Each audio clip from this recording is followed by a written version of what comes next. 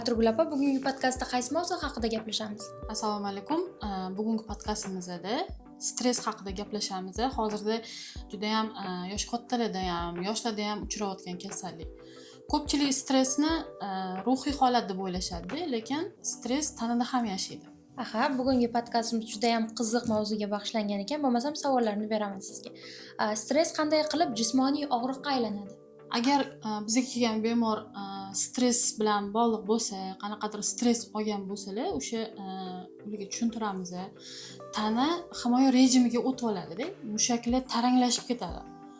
Bitta siqildimi yoki nimadir o'ylab o'sha stressga tushdimi, o'sha yerda qon aylanishi ham o'zgaradi, qon aylanishi buziladi, asab tizimi ham zo'r qilib ketadi.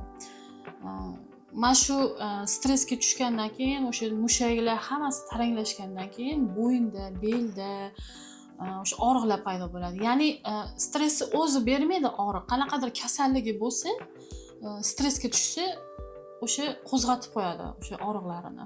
Ya'ni momo faqat ruhiy bo'lishi bo'lmasligi mumkin-da. Tana ham bu stressga javob beradi. Eng ko'p qaysi joylarga stress o'z kuchini o'tkazadi? Eng ko'p bo'yin va yelka sohasiga, belga, dumg'asiga berishi mumkin, boshga berishi mumkin, ayniqsa ensa sohasiga. Ichki organlarga ham berishi mumkin. Bo'yin va yelkaning qotishi asabiylik bilan bog'liqmi? Ha, juda ko'p odat holida asabdan keladi. Odam stressga tushib qolganda yoki o'sha stress bo'lsa, odamda bilmasdan yelkasini qisib yuradi mana bunaqasiga. Shu holat uzoq vaqt davom etaversa, agar qotib qoladi, keyin og'riq paydo bo'ladi. Psixosomatika deganda aynan nimani tushunasiz? Psixosomatika bu oddiy qilib tushuntirsam, ichki stress va his-tuyg'ular tanada kasallik yoki og'riqni ko'rinishda chiqishi. Masalan, asabiylik, bosh og'rig'i, oshqozon muammosi. Bosh og'rig'i va migren stressdan kuchayishi mumkinmi? Ha, juda ham kuchaytirib yuborishi mumkin. Stress tomirlarni toraytiradi yoki kengaytiradi. Natijada migren qo'zg'aladi yoki kuchayib ketadi og'rig'i. Yurak tez urishi va nafas qisishi ham asabdan bo'ladimi? Bo'ladi, albatta. Bu panika yoki asab tizimini zo'riqishining belgisi bo'ladi. Lekin baribir yurakni tekshirtirib qo'yish kerak. Hamma narsani stressga yopishtirib qo'yish ham bu noto'g'ri narsa. Обязательно o'sha EKG qildirib, kardiologga ko'rinish kerak bo'ladi. Dori ichmasdan bu holatni kamaytirsa bo'ladimi? Dorilarsiz kamaytirish mumkin, albatta. Ko'p hollarda mumkin. Nafas mashqlari, yengil jismoniy mashqlar qilsa yoki uyqusini tartibga solsa, ayniqsa bu juda muhim, o'sha uyquni tartibga solish kerak. Ko'pchilik kechasi, ayniqsa yosh o'tganlar, ko'pchilik kechasi yaxshi uxlamaydi-da.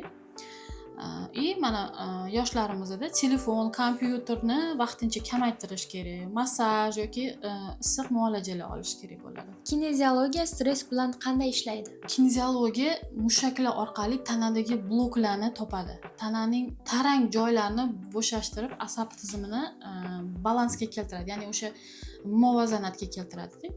Natijada og'riq ham kamayadi, stress kamayadi.